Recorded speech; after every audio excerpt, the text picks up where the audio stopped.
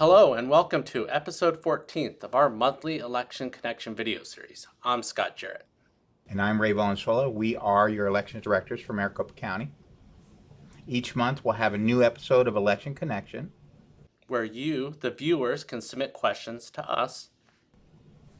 And the questions for today's episode 14, just want to point that out because we had episode 13, the unlucky number one, and Scott caused a lot of issues with that one. But this is episode 14, and the questions for today's episode came from our July Just the Facts newsletter. And you can sign up at justthefacts.vote. Okay, Scott, so you're ready for our first question, ready. Which is for you. Okay, here we go. How does Maricopa County select a vote center for election? Well, as always, that's a great question. And it's actually a very complex process that we use for selecting a vote center. And it really starts out with first us understanding what types of equipment and items need to go into a voting location. So what we do is we call this creating a sandbox here in Maricopa County. But basically we will create and set up a voting location to try to identify all the stages of the process that a voter would need to go through as they're voting. And we do that so we can find how long it will take that voter to proceed through that process, and are there going to be any bottlenecks. So we'll identify how long does it take a voter to check into our check-in station. How long does it take then us to print that ballot? How long on average would it take a voter to complete that ballot? And that could vary depending on the number of contests. And then how long would they need to be able to insert that ballot into the tabulator, which would be on election day. And so once we have a good understanding of all of those different data points, then we can start designing, well, how large does our voting location need to be? How much equipment do we need in each voting location? And typically for Maricopa County, especially our large elections, so that'd be our August primary election, our November general election, or even our upcoming March presidential preference election, which will be in 2024, we usually use a base model of 8 check-in stations, 2 to 3 ballot on-demand printers, and then 25 voting booths, then 2 on-site tabulators. And that usually keeps the flow going smoothly within the voting location. So then once we have an understanding of how many voters we can get through at each voting location, then we do, and actually if you look just over my shoulder here, we will have a heat map, or there's a heat map that I use, and the team uses to identify, and it's just right over my, I guess that's my my right shoulder here, you can see that heat map of Maricopa County, and that shows where in-person voters live. So, and whether they're in person during early or in person on election day, and then we can make sure we're putting locations that are nearby where those in-person voters live. And then we look at prior elections to identify what was turnout in each of those elections. So then we can make sure that we have a sufficient number of voting locations. So then once we have all of that information, we have to go about finding the voting locations.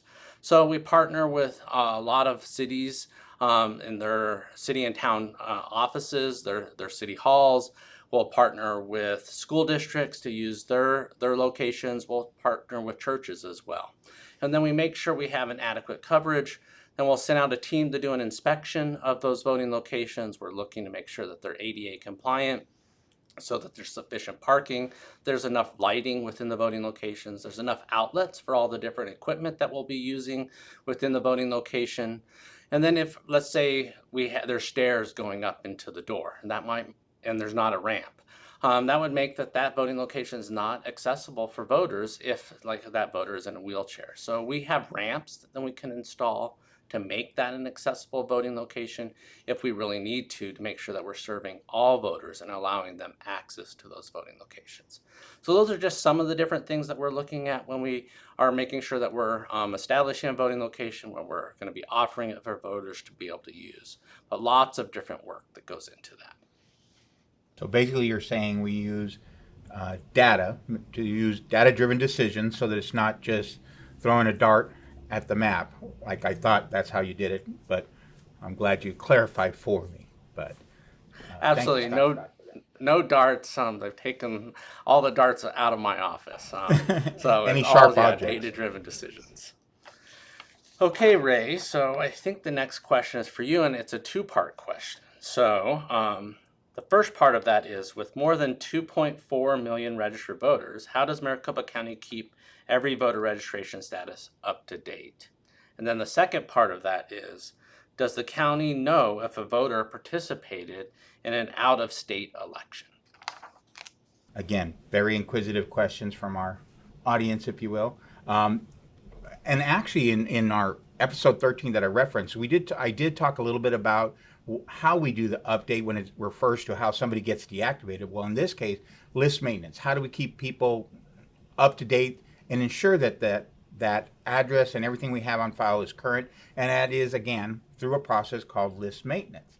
And list maintenance is a cornucopia of tools and data sets that we reference, that we match the voter to those data sets to verify their information is still correct. And that's done both at the time of registration and ahead of a given election. So for at the time of registration, we verify the voter's identity and citizenship through MVD, which has that on file since 1996 and newer. They have that captured in order for you to apply for a driver's license. Anything lower than 1996, then you have to submit paperwork, birth certificate, passport, that kind of stuff. But ahead of the election or at the time of registration, MVD, another agency, vital statistics, to see if you are alive. I mean, and that seems a little bit, facetious, but it's true. We look at SSA, Social Security Administration. We do cross-county checks with our statewide voter registration database. If you lived in Pima and now you moved here and you didn't let Pima know, we will let Pima know. So we are tied together, all 15 counties. That's how we keep that up to date. And then last but not least is address validation. So when you first originally register, we mail you a voter ID card to the noted address. A lot of people think that's very altruistic of us, but it really is us verifying that address. And in addition to that, as ahead of the election, we continue that address verification process. That simply means we test your address when you register to vote to say, yep, the post office says you are at that address. And then throughout the cycle, throughout the year, we'll do mailings, some random. As an example, we just recently sent out 260,000 voter ID cards to voters that had a boundary change for their board of supervisors. Not everybody was affected by that, so it's not 2.4 million, but 260,000 voter IDs card just went out recently, and that's because we're informing the voter that their boundary for their board of supervisor has changed with some redistricting. What is the benefit of these mailings? First and foremost is all official mailings are sent with the endorsement return service requested. So basically the United States Postal Service, their federal database that uses national database that says you moved from Arizona to California, or you moved just from Tempe to Glendale, you would do a change of address. We bounce your voter registration the first time you registered to see that they have you at that address, but continually ahead of election through what they call NCOA, National Change of Address. Again, a post office database. 90 days ahead of an election, if you're an able active early voting list who's automatically set to get a ballot, we send a notice. Again, altruistic, because we're telling you be ready for a ballot, but it also selfishly is for list maintenance. So if that database shows that individual moved, then we will deactivate or suspend them temporarily to try to get them through that process of getting an updated address. Publicity pamphlet mailings, voter ID cards, anything official that we can use to clean up and maintain those rows. As far as the second part question, which was for out-of-state elections, again, another great question. Arizona is a participating state in what they call the ERIC, which is Election Registration Information Center.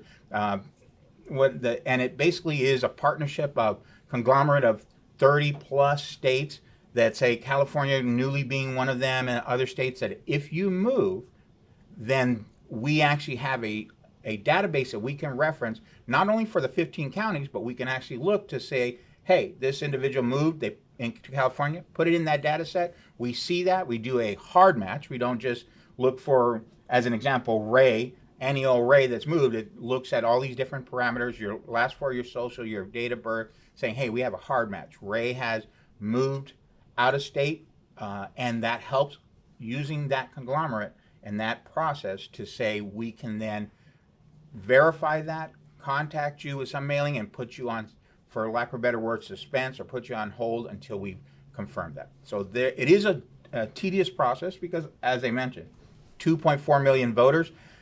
As we speak, probably 100 people just moved.